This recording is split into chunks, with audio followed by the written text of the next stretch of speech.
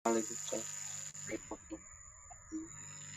Ya, kayaknya tiap hari Selasa kita ketemu ya, Selasa pagi kalau nggak salah, untuk mata kuliah palliative care ya. Kita melanjutkan pertemuan yang kemarin. Mohon videonya diaktifkan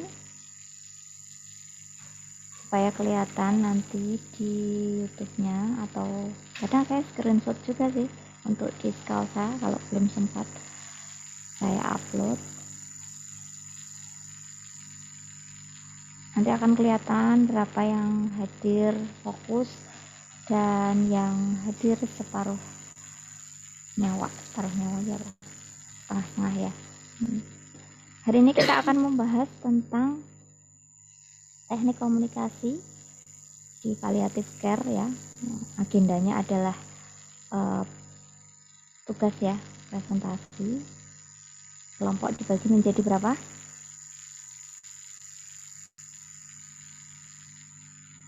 8 kalau nggak salah. Berapa mas? 8?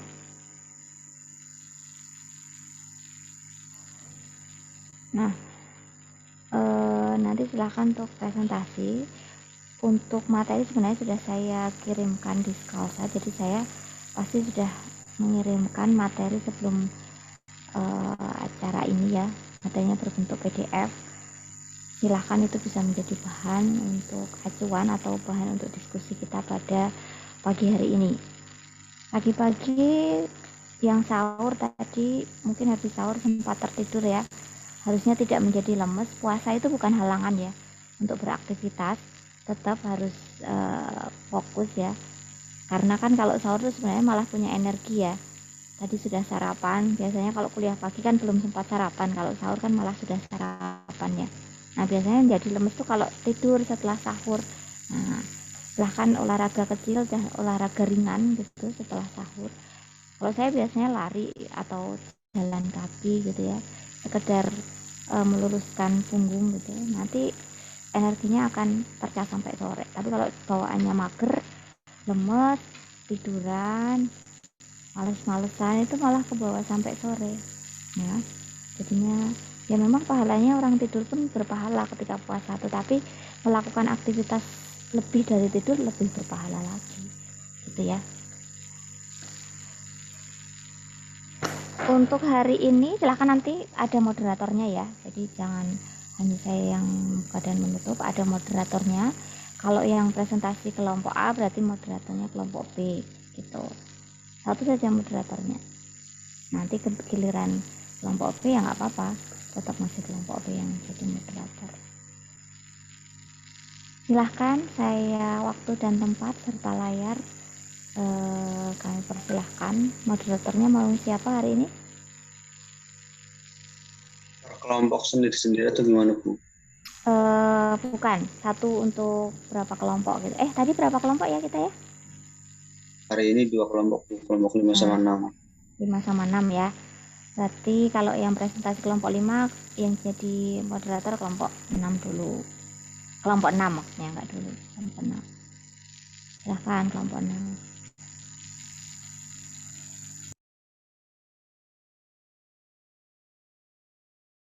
Sambil saya mau screenshot, tolong dinyalakan videonya. Nanti kalau enggak di Skalsa kalian kelihatan cuma nama, tidak ada wajah ya. Masih 25, harusnya berapa mas? 29, Bu. Sekelas 29 ya? 39. Oh 39, mohon maaf, 39. Berarti masih kurang banyak ya, 14, 15 lagi, karena 25 itu dengan saya. Dinda, Fitnaseta, Resti, Rangga, tolong dinyalakan videonya. Harusnya udah mandi dong ya. Kalaupun yang belum mandi ya tacap-tacap dikit lah ya, biar enak dilihat.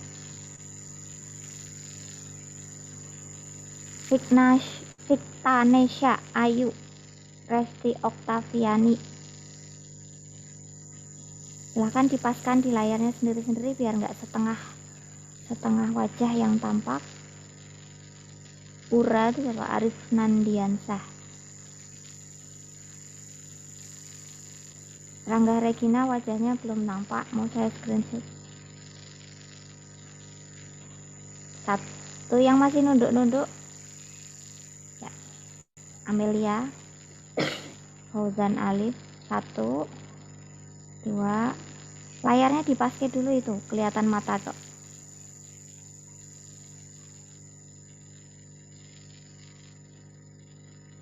3. Ya silahkan kelompok untuk menunjuk siapa yang presentasi dan siapa yang jadi moderator.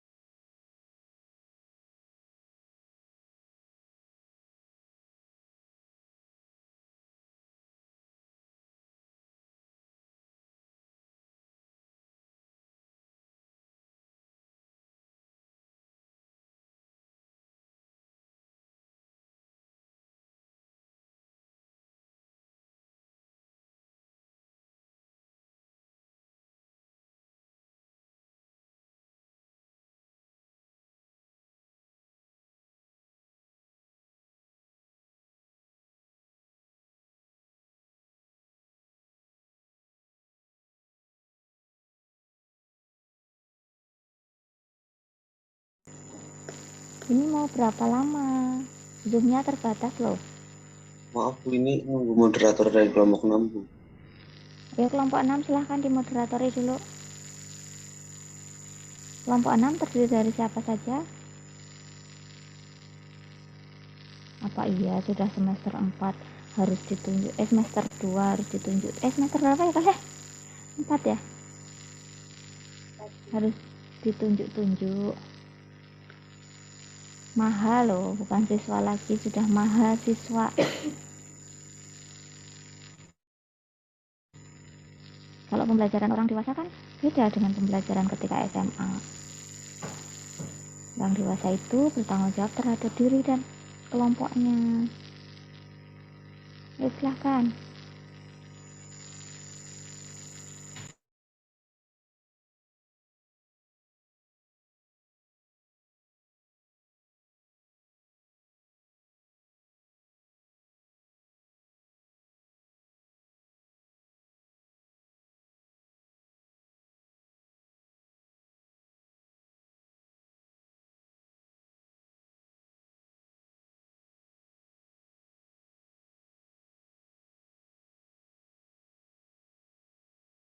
Mas, langsung presentasi aja Mas. Kesuwen ini nilainya nanti berpengaruh ya. Dari kelompok sendiri aja Ibu. Ya. Assalamualaikum warahmatullahi wabarakatuh. Waalaikumsalam warahmatullahi wabarakatuh. Kami dari kelompok 5 akan melakukan presentasi tentang teknik komunikasi pada perawatan paliatif. Next. Sebelumnya di sini saya akan memperkenalkan anggota kelompok 5 terlebih dahulu. Yang pertama ada Muhammad Miftah Islamik, Nabila Anggun Pramudita, Nadia Salsabila, Nur Alif Ramadan, dan yang terakhir Nurul Hidayah. Materi pertama akan dibacakan oleh Nurul Hidayah.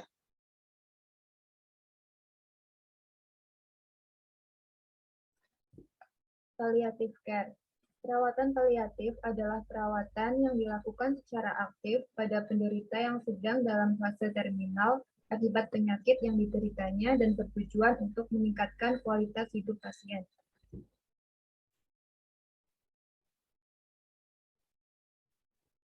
Organisasi Kesehatan Dunia atau WHO menekankan bahwa pelayanan paliatif berpijak pada dasar berikut ini. Yang pertama, meningkatkan kualitas hidup dan menganggap kematian sebagai proses yang normal. Yang kedua, tidak mempercepat atau menunda kematian. Yang ketiga, menghilangkan nyeri dan keluhan lain yang mengganggu. Dan yang terakhir, menjaga keseimbangan psikologis dan spiritual.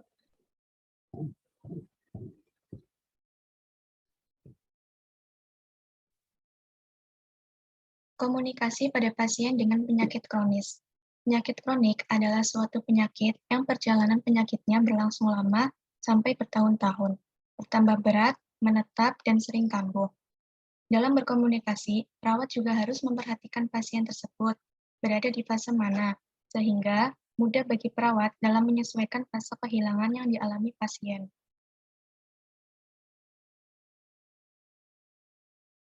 Fase denial atau pengingkaran.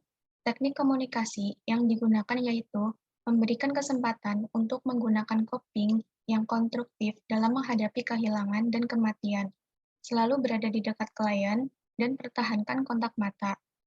Yang kedua, fase anger atau marah. Teknik komunikasi yang digunakan adalah dengan memberikan kesempatan pada pasien untuk mengekspresikan perasaannya, hearing, dan menggunakan teknik respect.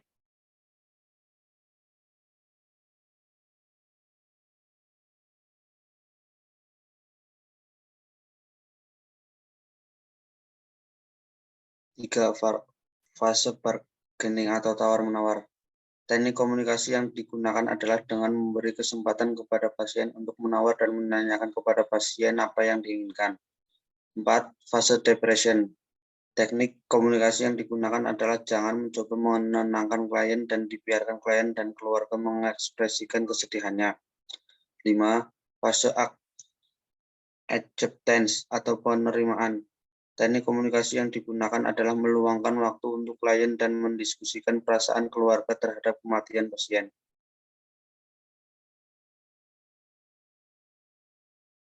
Komunikasi pada pasien tidak sadar. Komunikasi dengan pasien tidak sadar merupakan suatu komunikasi dengan menggunakan teknik komunikasi khusus autoterapeutik. Dikarenakan fungsi sensorik dan motorik pasien mengalami penurunan sehingga seringkali stimulus dari luar tidak dapat diterima klien dan klien tidak dapat merespon kembali stimulus tersebut.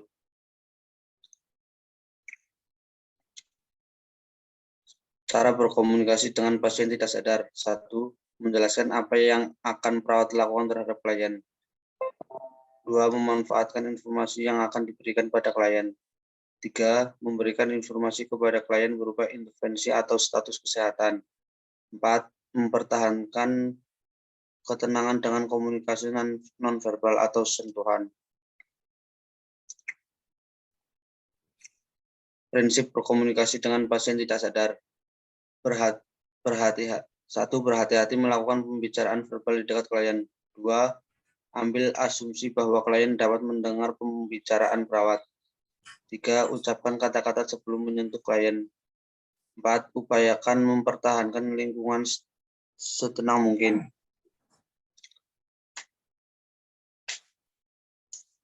Terima kasih. Sesi selanjutnya ada sesi tanya jawab. Barangkali ada teman-teman yang ingin bertanya, silakan aktifkan mic-nya dan bertanya.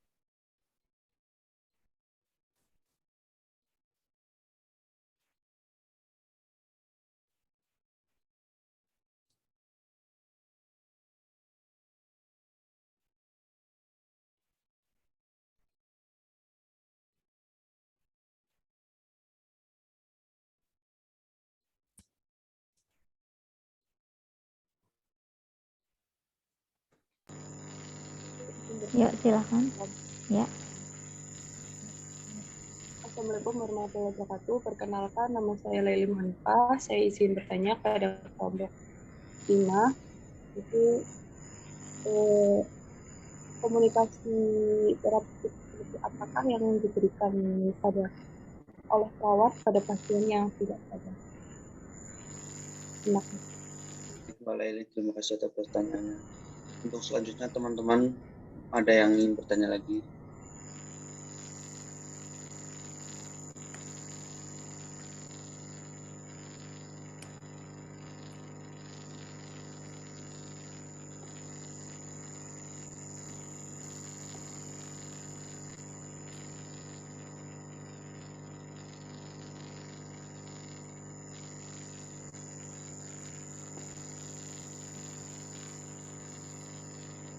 Tidak ada kayaknya. Dijawab dulu aja boleh, Mas. Bagaimana teknik komunikasi pada pasien yang tidak sadar ya? Tadi sebenarnya sudah menyampaikan tapi mungkin belum detail ya, Mas. Coba sekarang diperjelas lagi boleh dari anggota kelompok yang lain.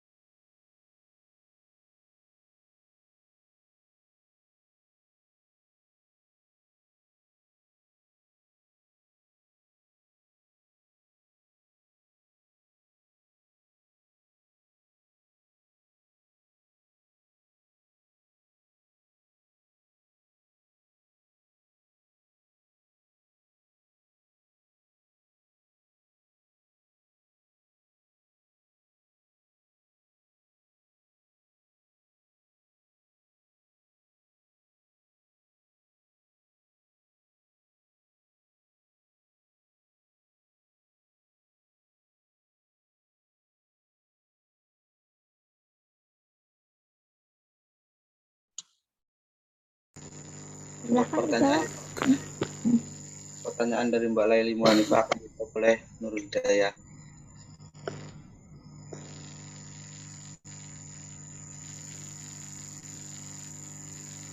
Komunikasi dengan pasien tak sadar, yang pertama itu menjelaskan.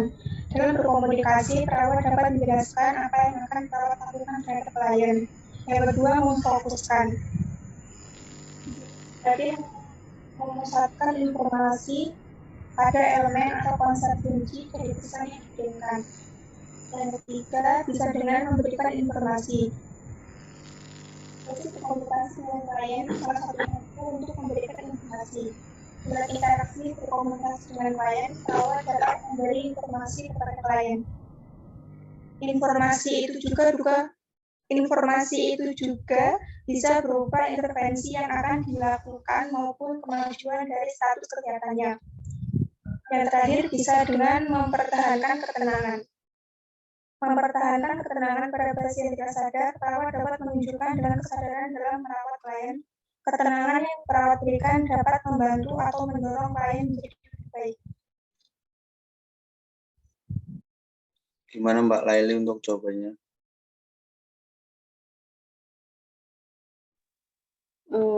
Mohon maaf izin bertanya, tadi yang terakhir kan mempertahankan ketenangan, sementara kan pasiennya itu tidak sadar. Itu maksudnya bagaimana ya?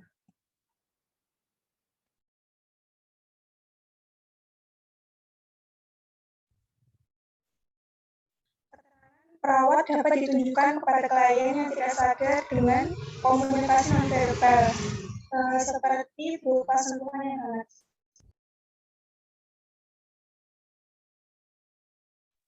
Baik, terima kasih.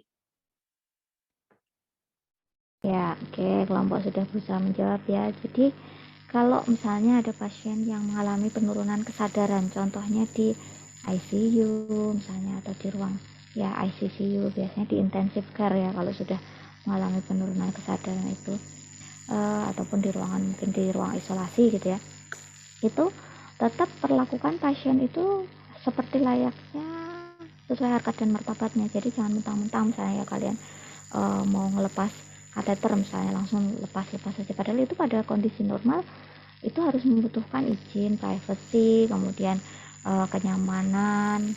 Mentang-mentang nggak sadar gitu ya terus langsung main buka-buka saja, terus copot-copot saja tanpa komunikasi. Tidak, tetap dikomunikasikan. Saya permisi ya Pak, saya pasien perawat X, misalnya saya mau melepas kateter Bapak karena ini sudah tidak akan diganti dengan kateter yang baru.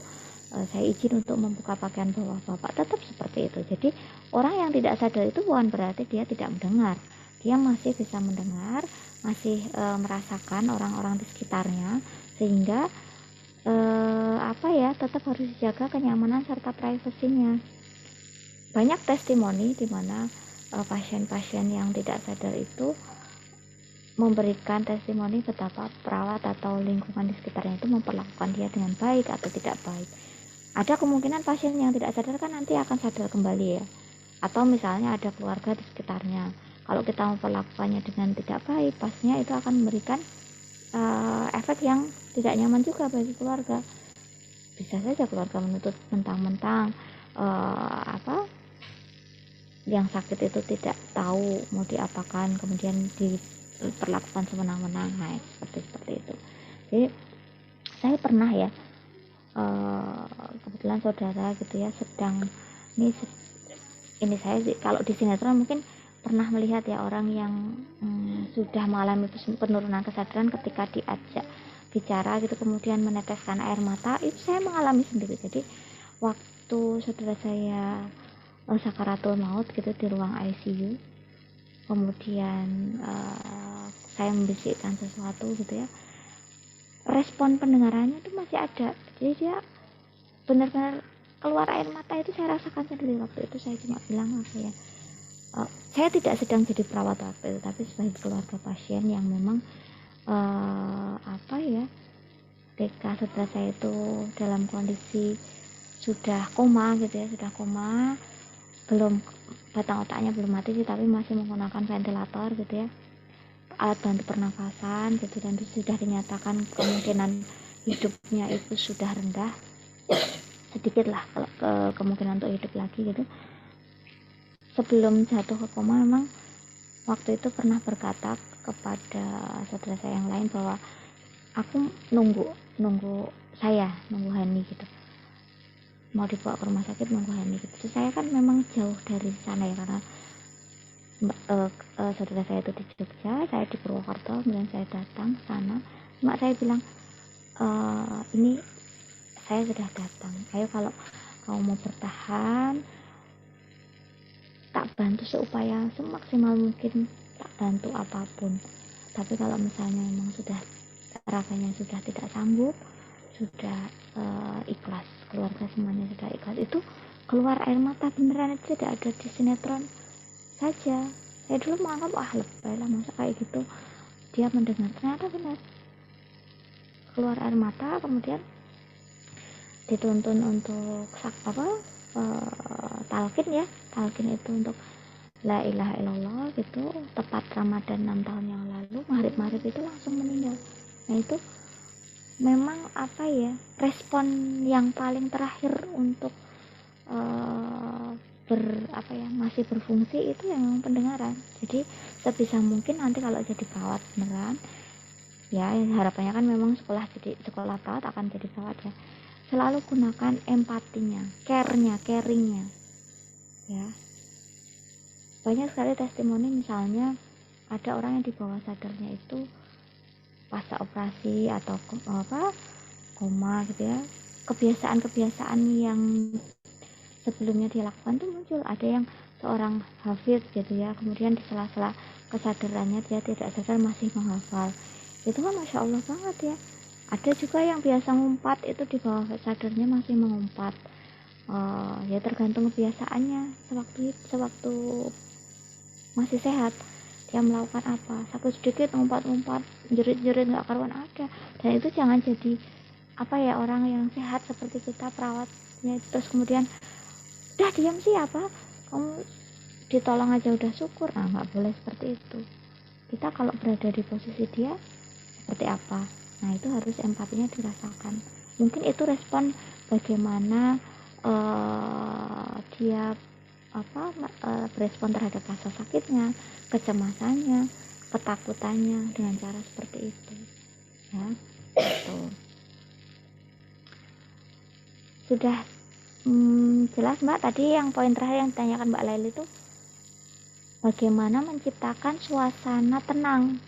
Ya memang privasinya tidak hanya dijaga auratnya ya, atau misalnya hal yang tidak layak untuk diperlihatkan, tidak hanya itu, tapi privasi dan kenyamanannya pun termasuk dalam hal menjaga situasi lingkungan yang tidak mengganggu.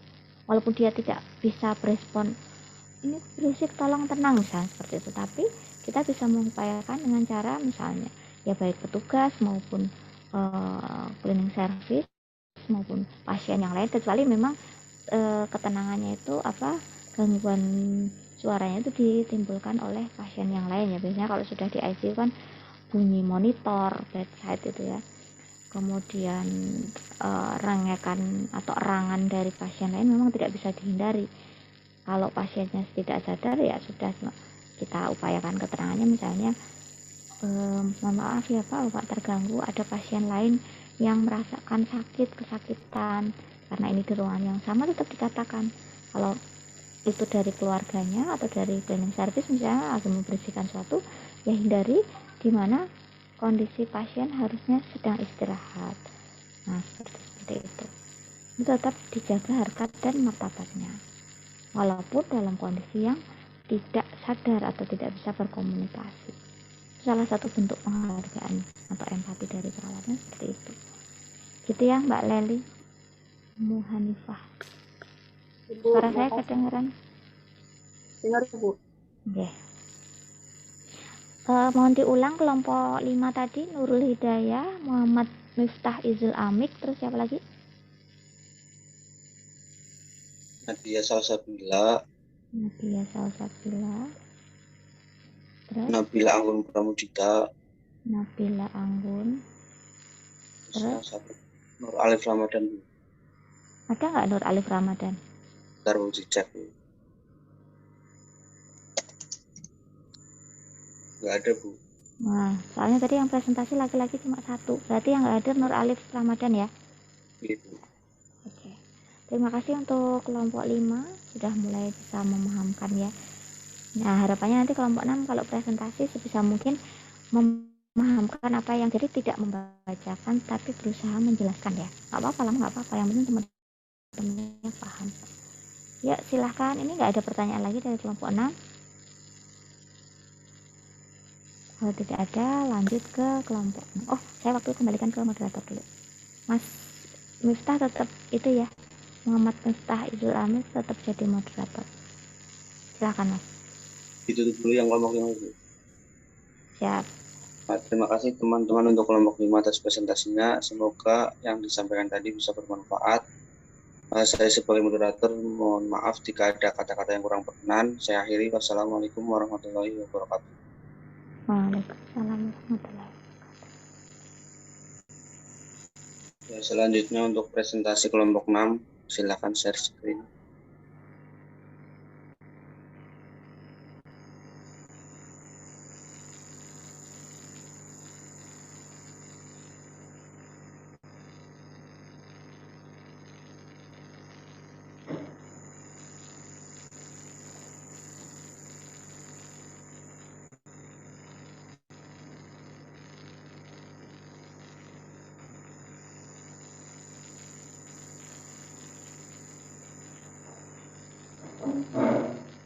Baik, assalamualaikum warahmatullahi wabarakatuh.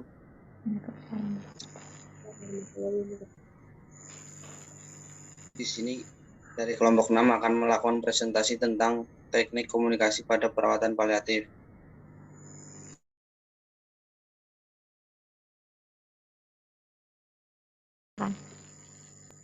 Baik teman-teman, maaf tadi ada gangguan sedikit, saya ulang kembali. Assalamualaikum warahmatullahi wabarakatuh. Waalaikumsalam warahmatullahi wabarakatuh. Di sini dari kelompok 6 akan melakukan presentasi tentang teknik komunikasi pada perawatan paliatif. Next.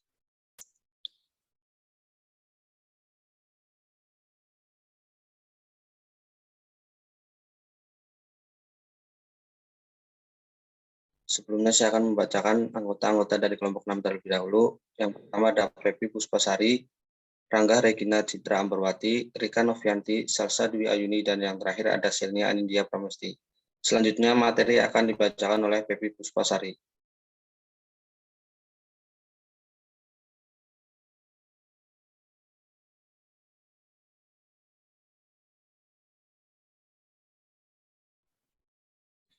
A.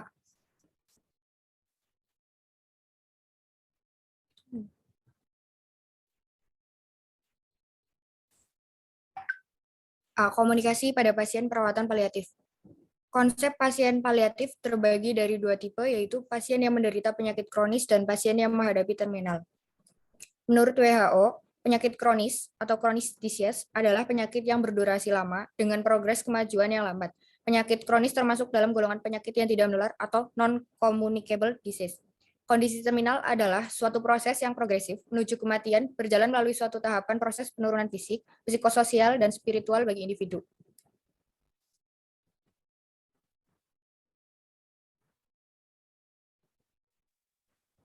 Komunikasi dengan pasien tidak sadar yaitu menggunakan teknik komunikasi terapeutik. Dikarenakan fungsi sensorik dan motorik pasien mengalami penurunan sehingga seringkali stimulus dari luar tidak dapat diterima klien dan klien tidak dapat merespon kembali stimulus tersebut. Pada proses ini, susunan saraf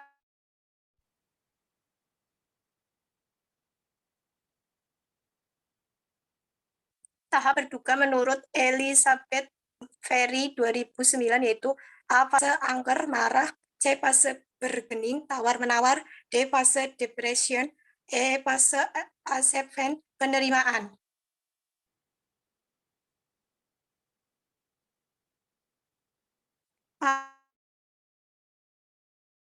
Bertindak seperti tidak terjadi sesuatu dan menolak menerima kenyataan yang ada dari kehilangannya. Klien seolah-olah tidak mengetahui hal yang telah terjadi. Sebagai contoh, klien yang harus saja terdiagnosa kanker akan menolak kenyataan dan menyangkal diagnosa tersebut. Pada fase ini, teknik komunikasi yang digunakan adalah memberikan kesempatan untuk menggunakan coping yang konstruktif dalam menghadapi kehilangan dan kematian. Fase anger, marah. Dalam tahap ini klien menyalahkan diri sendiri, lingkungan, orang lain, bahkan marah kepada Tuhan. Klien mungkin menangis, berteriak, marah hebat, membentak. Sebagai contoh, klien yang baru diagnosa kanker akan marah terhadap keadaannya, menyalahkan dirinya mengapa ini terjadi dan marah terhadap Tuhan yang telah memberikan penyakit tersebut. Pada fase ini, teknik komunikasi yang digunakan adalah memberikan kesempatan pada pasien untuk mengekspresikan perasaannya seiring dan menggunakan teknik respect.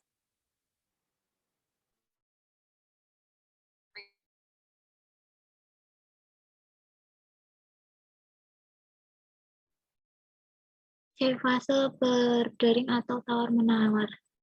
Tahap di mana klien menunda kesadaran atas hal yang terjadi padanya. Klien pada tahap ini berusaha untuk membuat janji pada orang yang disayangi, pada diri sendiri, bahkan terhadap Tuhannya, bahwa jika dirinya bisa terhindar dari hal yang menakutkan tersebut. Sebagai contoh, klien tersebut tahu bahwa dia menderita kanker, namun dirinya belum mau menerima dan berusaha meminta pada Tuhan merubah hal tersebut. Pada fase ini, teknik komunikasi yang digunakan adalah memberikan kesempatan kepada pasien untuk menawar dan menanyakan pada pasien apa yang diinginkan. Yang D. Fase depresi. Tahap ini klien mulai menyadari atas hal yang terjadi padanya, namun belum menerima keadaannya. Beberapa individu merasa sedih, putus asa, dan rasa kesendirian yang berlebihan. Karena mengalami hal yang buruk, klien menarik diri dari lingkungan.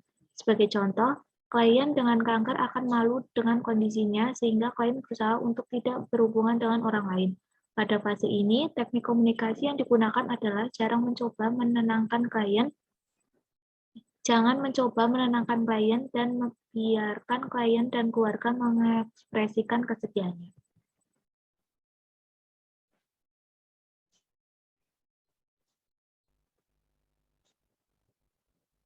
C. Fase acceptance atau penerimaan. Pada tahap ini, klien mulai menerima sesuatu yang terjadi pada dirinya dan mulai menata kembali kehidupannya. Sebagai contoh, klien mau menerima kondisi serta mulai mencari cara untuk mensiasati penyakitnya dan mencari cara untuk kembali kehidupannya normal. Fase ini berkaitan dengan reorganisasi perasaan kehilangan.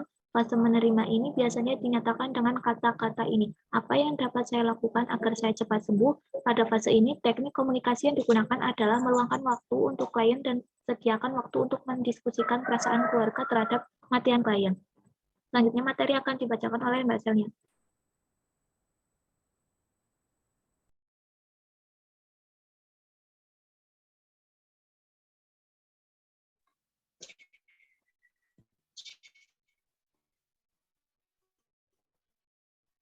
Yang ketiga yaitu cara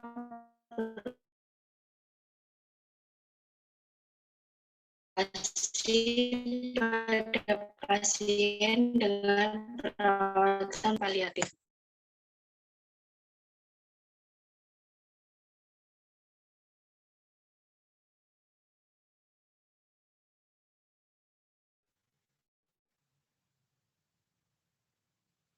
Yang B yaitu cara berkomunikasi pada pasien dengan perawatan paliatif. Menurut Pastakio 2010, cara berkomunikasi dengan klien dalam proses keperawatan adalah berkomunikasi terapeutik pada klien tidak sadar. Perawat juga menggunakan komunikasi yang direncanakan secara sadar, bertujuan, dan kegiatannya dipusatkan untuk kesembuhan klien.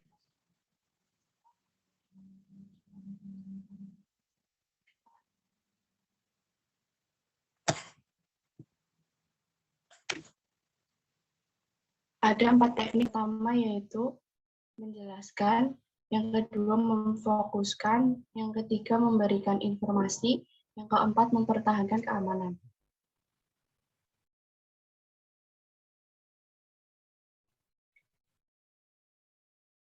Yang C yaitu fungsi komunikasi pada pasien perawatan paliatif. Menurut Pastakio 2010, komunikasi dengan klien dalam proses keperawatan memiliki beberapa fungsi, yaitu 1. Mengendalikan perilaku. Karakteristik pada pasien tidak sadar adalah tidak memiliki respon dan klien tidak ada perilaku. Jadi, komunikasi dengan pasien ini tepatnya pasien hanya memiliki satu perilaku, yaitu pasien hanya berbaring, imobilitas, dan tidak melakukan suatu gerakan yang berarti. Walaupun dengan berbaring ini, pasien tetap memiliki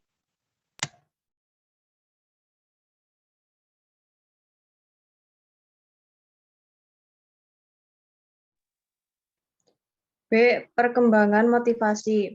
Pasien tidak sadar terganggu pada fungsi utama, mempertahankan kesadaran, tetapi klien masih dapat merasakan rangsangan pada pendengarannya. Perawat dapat menggunakan kesempatan ini untuk berkomunikasi yang berfungsi untuk pengembangan motivasi pada klien. Motivasi adalah pendorong pada setiap klien, kekuatan dari diri klien untuk menjadi lebih maju dari keadaan yang sedang ia alami. C. Pengungkapan emosional. Pada pasien tidak sadar,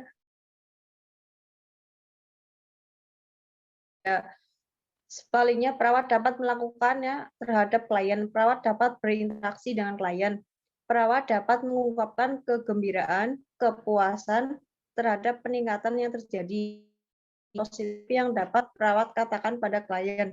Pada setiap fase, kita dituntut untuk tidak bersikap negatif terhadap klien. Karena itu akan berpengaruh secara tidak langsung atau langsung terhadap klien.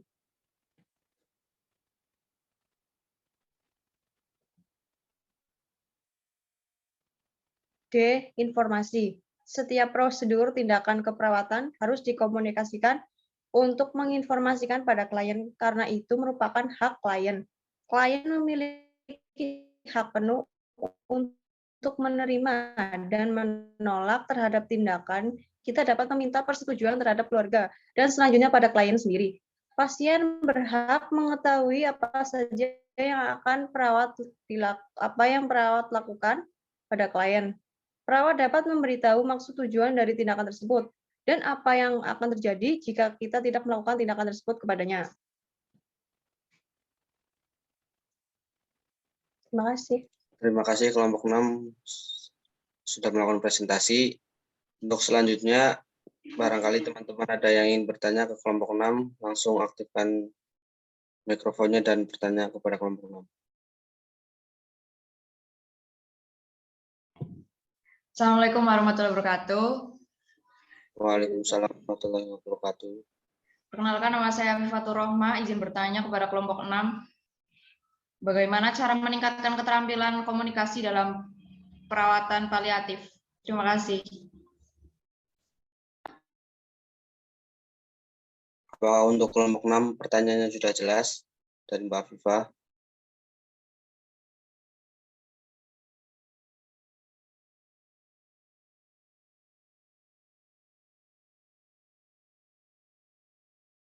Oke, selanjutnya teman-teman apakah ada yang ingin bertanya lagi?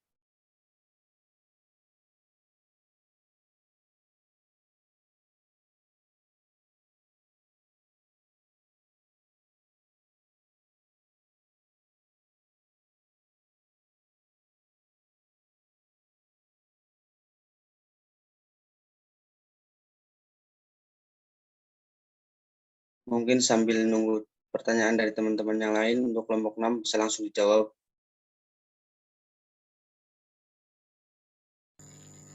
Bagaimana meningkatkan skill komunikasi ya?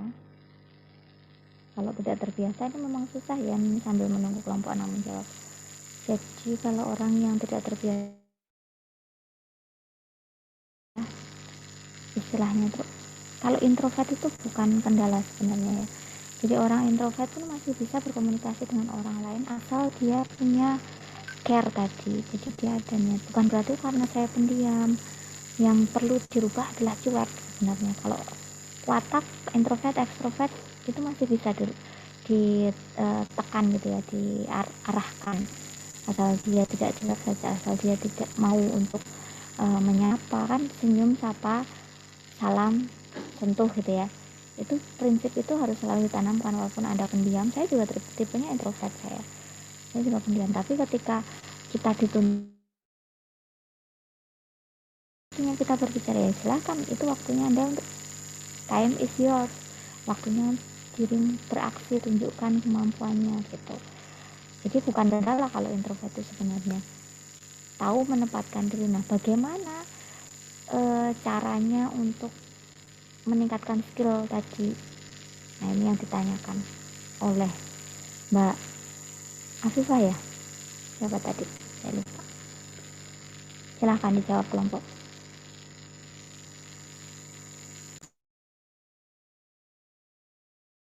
Silakan untuk kelompok 6 dijawab.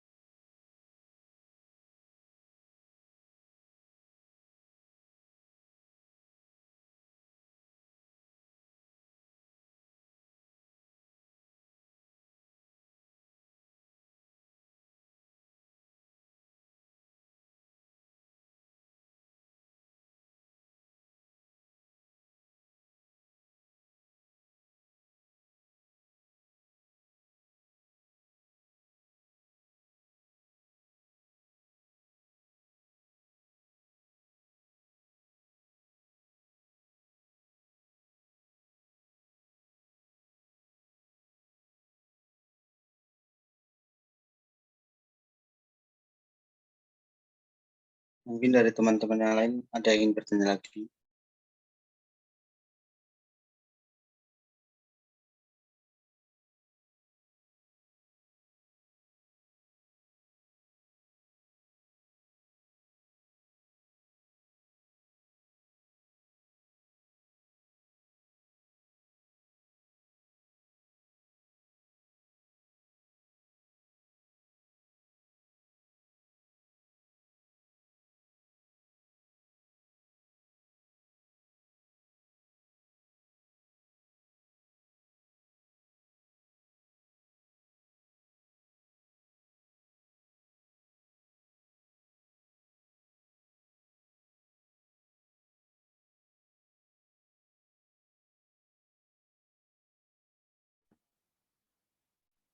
Saya izin bertanya pada kelompok 6. Perkenalkan, nama saya Laili Hanifah. Saya izin bertanya pada kelompok 6, yaitu apa yang harus dilakukan oleh perawat ketika menghadapi pasien yang memiliki hambatan komunikasi. Gimana untuk Terima kelompok kasih. 6? Pertanyaannya sudah jelas, Mbak Laili.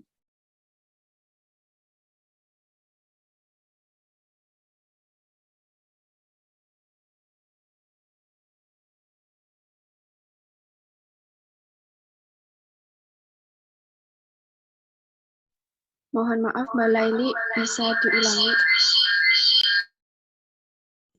Baik, pertanyaannya yaitu apa yang dilakukan oleh perawat ketika menghadapi pasien yang memiliki keterbatasan atau hambatan pada komunikasinya.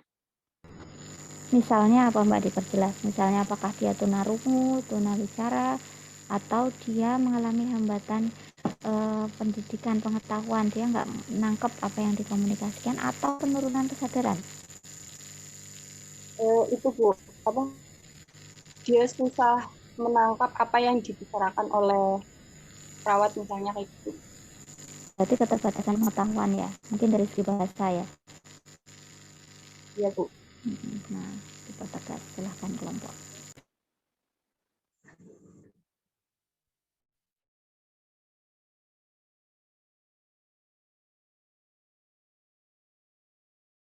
Jadi kadang ini terjadi ketika Anda bekerja di suatu daerah yang itu bukan tempat Anda dilahirkan. Misalnya saya pernah Jember gitu ya, di Jember itu bahasanya bahasa Madura, dan masyarakat yang di kelas 3 misalnya seperti itu tuh hanya bisa bahasa Madura, sedangkan saya tidak bisa bahasa Madura gitu kan ya. Jadi ketika saya menyampaikan informasi itu sulit untuk ditangkap, kalau sama sekali nggak bisa bahasa Indonesia. Jadi mereka bisa nangkep tetapi tidak bisa berbicara.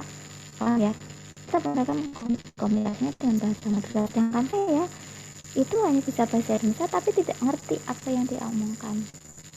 Ketika dia menjawab tuh cerita panjang lebar gitu ya, tadi ke sini bla bla bla bla bla bla alurnya, tapi kan akan ada batasan informasi ya, ada gap, entah itu pemberian informasi ataupun kita menangkap informasi. Jadi tidak hanya dari kita ke dia, tapi bisa jadi dari pasien ke perawatnya karena ada kendala bahasa.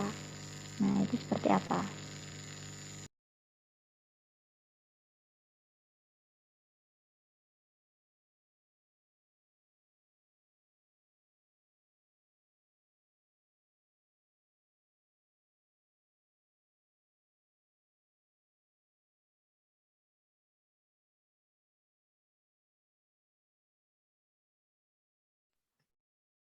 Ya Bu, izin menjawab untuk pertanyaannya Mbak Laili.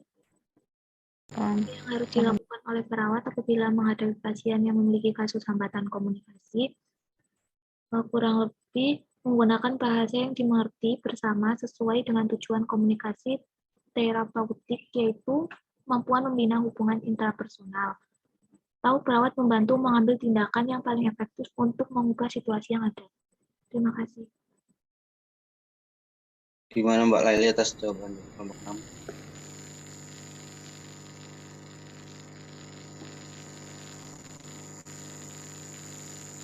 Terima kasih. Ya, dipertegas ya, kalau yang tadi seperti yang saya contohkan tadi, menggunakan bahasa yang paling mudah dimengerti, ya kita menggunakan bahasa Indonesia, bahasa persatuan ya. Tetapi ketika kita mendapatkan informasi dari dia kan tetap tidak nyambung ke kita ya. Jadi cara yang paling efektif untuk mengubah situasi di poin kedua tadi adalah menghadirkan translator yang mengerti gitu.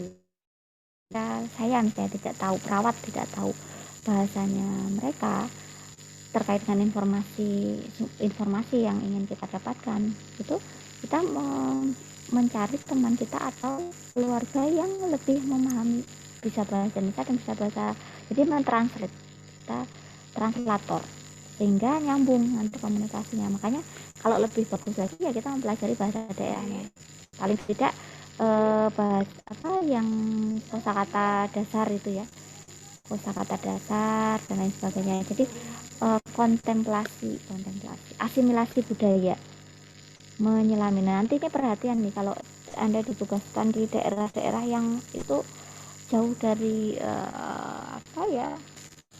jauh dari publik, komunikasi pelayanan publik gitu, itu biasanya akan terjadi entah itu di pedalaman Nambire misalnya, atau mana yang mereka hanya mengetahui bahasa sana, bahasa Fak misalnya, sedangkan kita nggak tahu bahasa Fak itu apa, atau di daerah pelosok di mana suku Dayak misalnya, suku anak dalam dan lain sebagainya misalnya, itu bisa saja terjadi. Nah, itu butuh asimilasi budaya. Nah, kita tidak boleh coba nggak ngerti juga nggak apa-apa. Nah, itu skill itu akan dibutuhkan ketika kita dalam situasi seperti itu ya. Lanjut pertanyaan pertama tadi, belum ya? Ya, selanjutnya apakah kelompok 6 sudah bisa menjawab pertanyaan pertama dari Mbak Afifa?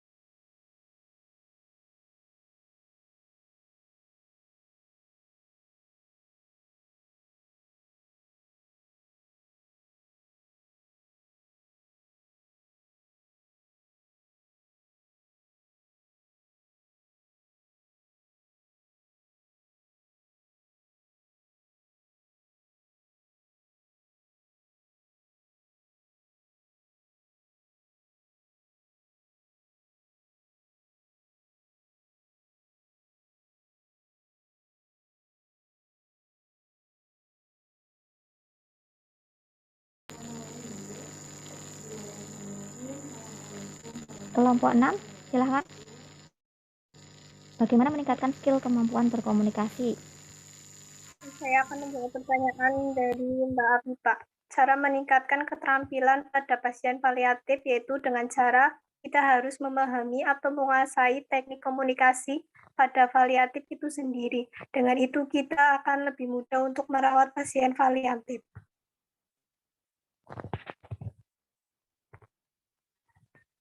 Gimana Mbak Afifa?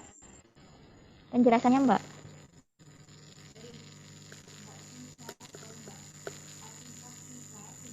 Kan yang ditanyakan bagaimana meningkatkan skill komunikasinya. Itu sama, Anda harus meningkatkan skill komunikasinya, tapi caranya gimana?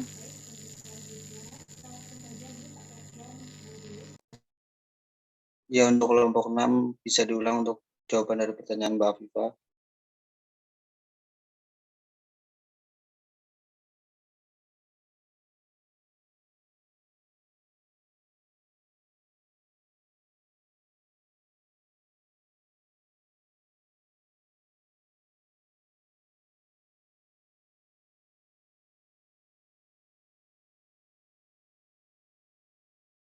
Mungkin dari luar kelompok boleh memberikan masukan ya, atau ada yang sudah pernah mengikuti teknik public speaking misalnya seperti itu, atau mungkin di SMA dulu atau disuruh kemarin pandemi, mungkin daripada nganggur bengong gitu ya, saya sudah pernah mengikuti teknik pelatihan komunikasi massa atau apa gitu, itu bisa jadi testimoni.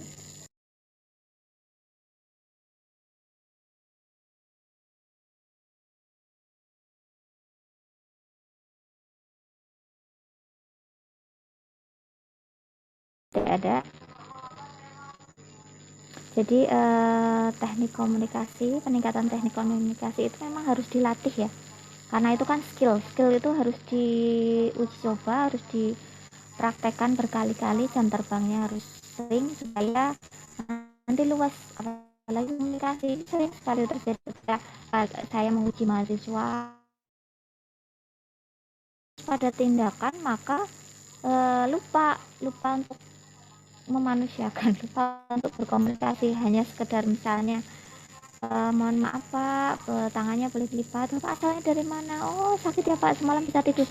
Itu kelihatannya sepele ya, tapi kalau tidak dilatih, mungkin ketika di laboratorium sudah dilatih ya, skill lab atau di komunikasi, perkenalkan diri, pembukaan, jelaskan waktu dan lain sebagainya.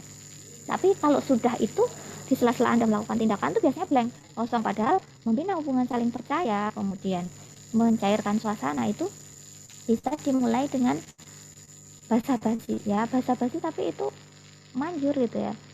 Jadi itu perlu dilatih. Hal yang seperti itu bukan karena Anda pendiam kemudian tidak berkomunikasi ya.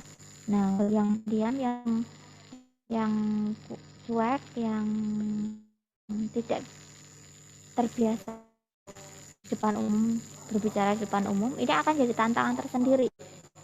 Komunikasi itu tidak hanya tampil di depan publik, ngomong di depan presentasi, tapi ketika Anda membuka diri Anda kepada pasien, itu pun teknik berkomunikasi. Bagaimana sekedar bicara di depan cermin, bagaimana Anda berempati terhadap kondisi pasien, hanya sekedar menanyakan semalam tidurnya nyenyak enggak Pak,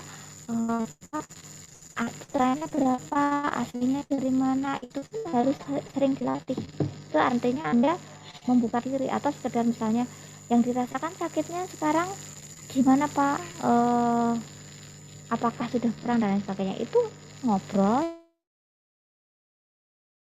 Anda itu care bahwa Anda itu terbuka terhadap dia, jangan terbiasa menghadapi pantom di laboratorium, pantom ya, manekin. Kita samakan pasien itu dengan manekin yang tidak punya nyawa, yang tidak punya rasa. Nah, ini bedanya mahasiswa TI dengan mahasiswa perawat. Kalau teknik informatika enggak apa-apa dihadapinya komputer ya. Makanya kalau orang-orang TI itu kan kadang komunikasinya terbatas. Ya iya, yang dihadapi sistem, kemudian pemrograman, coding gitu ya.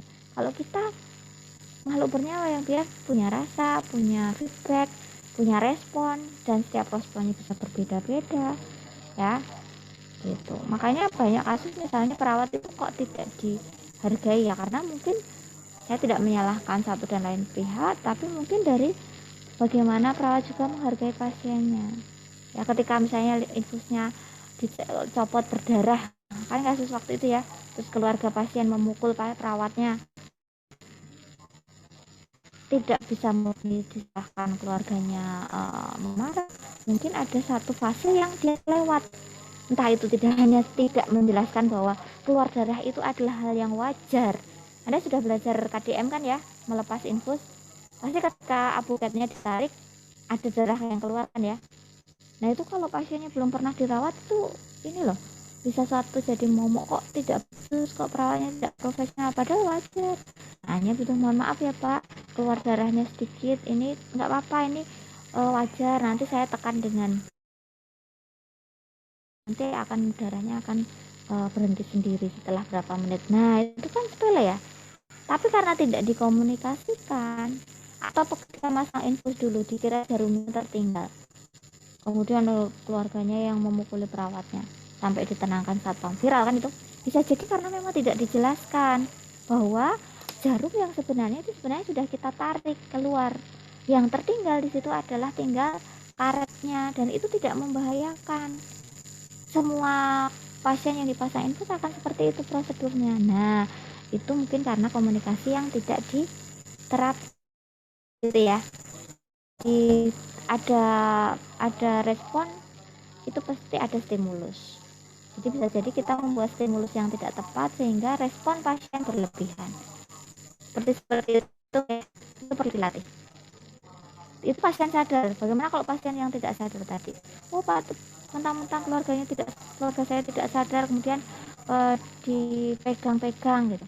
Padahal kita tidak sedang memegang-megang loh, cuma tidak permisi saja. kita sedang memeriksa jantung misalnya, kan memang masang